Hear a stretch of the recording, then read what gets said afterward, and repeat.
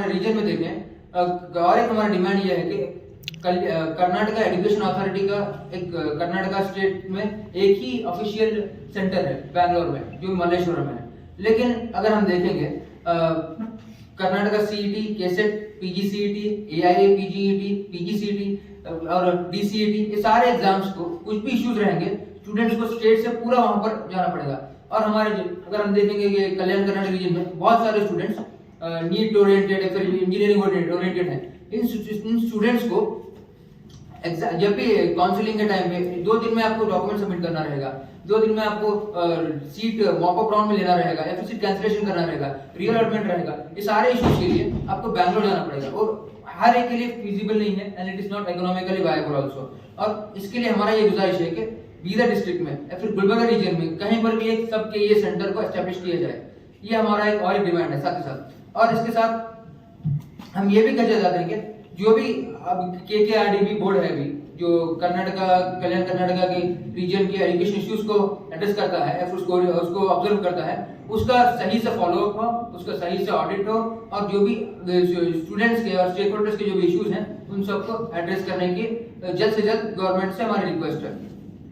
और एक बात आई कन्वर्सेशन में कि लैंग्वेज बैरियर है। हाँ, बीदर डिस्ट्रिक्ट में खासकर बहुत सारे मल्टीपल लैंग्वेजेस का लोकेशन है, तो जो भी लैंग्वेजेस में स्टूडेंट्स वीक हैं उनको प्रायोरिटी देकर उनको उसमें ट्रेन कर या फिर स्पेशल क्लासेस चलाकर उसको ट्रेन कर उन बच्चों को उसमें कामयाबी दिलाने और उसके साथ साथ उनको उस एग्जाम में एक्सेल करने की जिस्तुति दिलवाएं।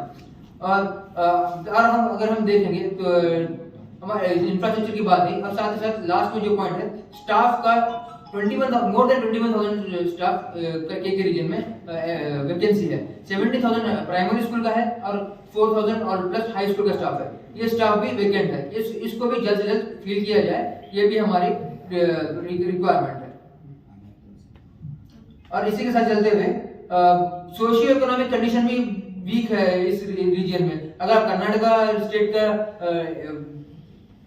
टोटल डिप्रेवेशन वैल्यू यानी जो भी पूरा मल्टीपल फैक्टर्स देखकर हम चेक करते हैं डिप्रेशन वैल्यू, वो स्टेट का एवरेज 18% है, लेकिन सिर्फ कल्याण के रीजन में 40% है, वो बहुत ज्यादा है। इसको भी हमको कम करना है। जो लोग स्लम्स में है उनको कैसे अपलिफ्ट करेंगे, या फिर जो लोग एजुकेशनली अवेयर नहीं है उनको कैसे अवेयर करवाएंगे, और जो लोग मतलब जो बहुत पीछे हैं उनको कैसे आगे लाएंगे, वो भी एक हमारा एक डिमांड है। और स्टैंडर्ड ऑफ लिविंग की बात करेंगे तो इंफ्रास्ट्रक्चर में 50% ऑफ घरों में मतलब कुकिंग का फैसिलिटीज प्रॉपर नहीं है, या फिर उनका रहने का स्टाइल पर सही नहीं है। और साथ ही साथ हम ये भी चाहते हैं कि लिटरेसी की अगर हम बात करेंगे रीजनल लिटरेसी 63% है सिर्फ, और जब स्टेट के एवरेज देखेंगे तो 75% है। 12% रीजनल लिटरेसी 6% स्टेट लिटरेसी से कम है।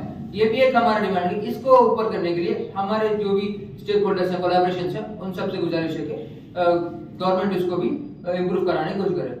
आखिर में मेरा यही कहना है कि हम जब केके रीजन की बात करते हैं तो सिर्फ स्पेसिफिक एजुकेशन की बात ज्यादा करते हैं, लेकिन साथ में जो फैक्टर्स को इन्फ्लुएंस करते हैं, जो लोग जस्टिस के थ्रू एजुकेशन नहीं ले पाते, या फिर उनके पास स्कूल्स रहने की वजह से, या फिर उनका सोशल बैकग्राउंड पीछे रहने की वजह से वो लोग एजुकेशन नहीं ले पाते, उनको भी हमको आगे लाना है। और साथ ही साथ जो भी हमारे फेलियर्स है स्टूडेंट्स हैं, या फिर जो भी लोग स्टूडेंट ड्रॉप आउट्स हैं, इन सबको भी हायर एनरोलमेंट रेशियो की पर हमको फोकस करना है। इसी के साथ हम अपनी बात खत्म करता हूँ। थैंक्स।